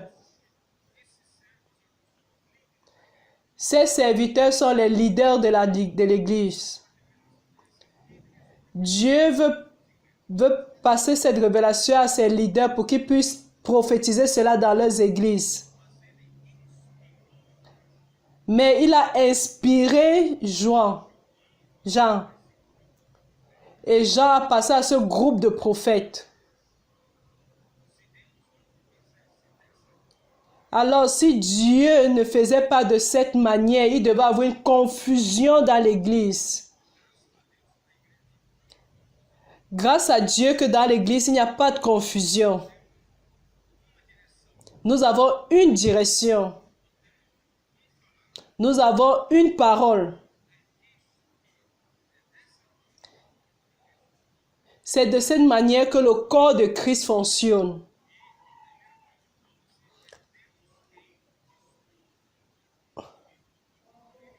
Et dans 1 Corinthiens 12, c'est Dieu qui dispose les membres dans le corps comme il veut. Ce qui nous revient à faire, c'est de pouvoir suivre et fonctionner dans le corps du Christ, là où nous sommes. Et de cette manière, frère, l'Église va croître, va être édifiée.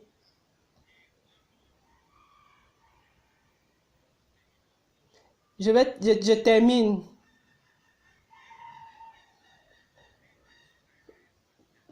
Le pouvoir, la puissance pour édifier l'Église vient de la parole.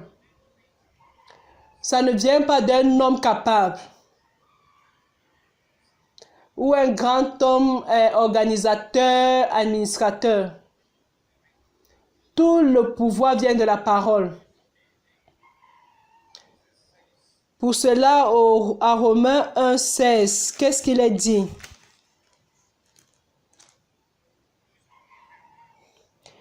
Car je n'ai point honte de l'évangile de Christ. C'est une puissance de Dieu pour le salut de quiconque croit, du juif premièrement, puis du grec.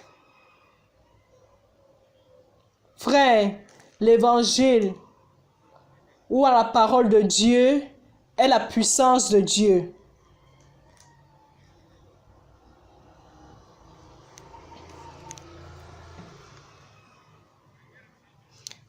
Un Corinthiens 1, 18. Car la prédication de la croix est une folie pour ceux qui périssent, mais pour nous qui sommes sauvés, elle est une puissance de Dieu. 21. Car puisque le monde, avec sa sagesse, n'a point connu Dieu dans la sagesse de Dieu, il a plu à Dieu de sauver les croyants par la folie de la prédication.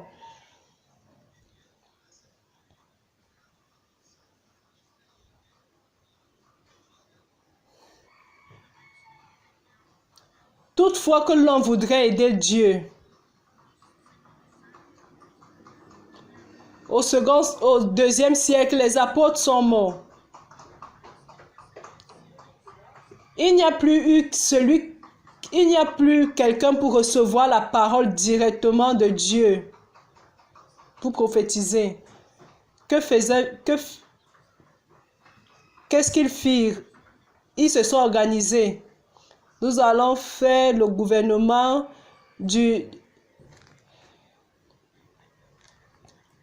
Nous allons convoquer les évêques pour qu'ils nous donnent la direction de l'Église. Ça, c'est une grande erreur, frère. Ce n'est pas par notre sagesse. Ce n'est pas la folie de la parole.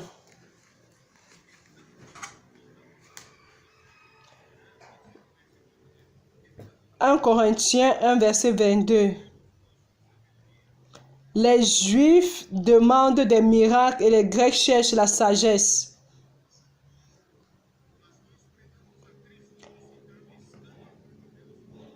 Nous prêchons Christ crucifié, scandale pour les Juifs et folie pour les païens.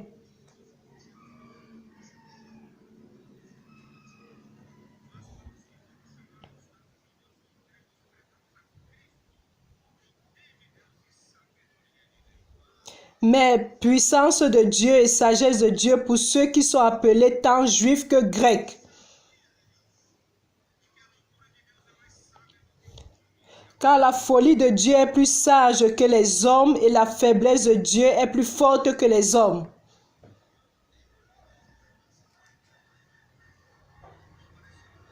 Frère, cela paraît être une folie. Qui est en train de nous diriger, qui est en train de nous donner la direction? Ce n'est pas un homme capable. Ce n'est pas un homme fort de caractère. C'est la parole. Et ce leadership est sur toute la terre. Comment un homme a cette capacité? Pour cela, frère, c'est la parole. La parole est la puissance de Dieu. Pour cela, ce que Satan veut attaquer, c'est la parole. 1 Thessaloniciens 2. Il aime beaucoup ce verset. Allons lire.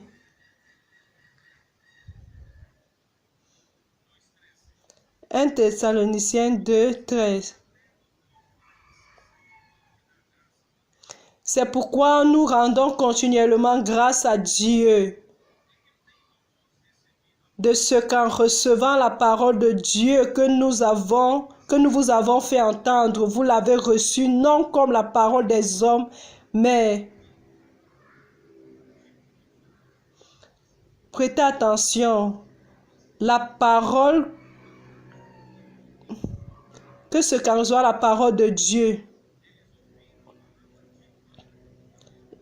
Ils écoutaient la parole de Paul, qui est de Dieu.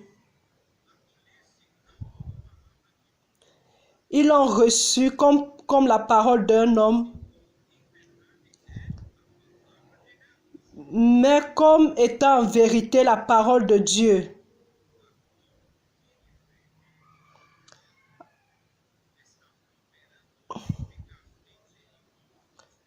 Qui agit en vous qui croyez, qui agit efficacement à ceux qui croient. Satan veut mettre le doute, s'aimer le doute dans votre esprit. Quand vous doutez,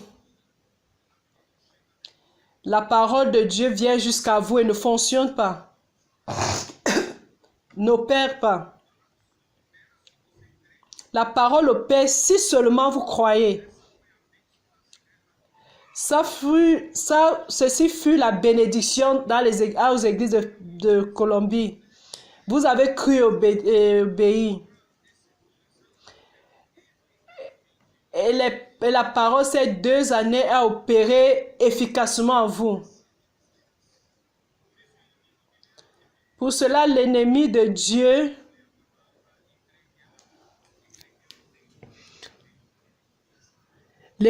Dieu agit contre la parole de Dieu pour faire croire qu'elle ne tient pas la puissance pour faire l'œuvre de Dieu. C'est pourquoi cette lutte est celle de la révélation de Dieu.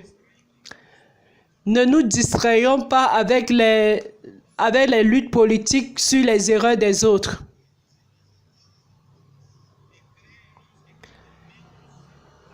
Et crois, frère, que quand chaque membre impacté par la parole, au moyen de l'immersion, et Christ habitera dans notre cœur. Il remplira chaque membre avec la parole de Christ. Et c'est de cette manière qu'il va gouverner ton corps, comme chef de ce corps.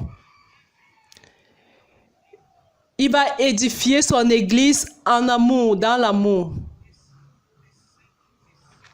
Il est en train de tisser un tissu d'amour entre nous. Il est l'unique capable de nous unir en perfection. Et cette Église unie, édifiée, les portes de l'enfer ne prévaleront pas contre elle. Et c'est ainsi que nous allons vaincre. Jésus est le Seigneur.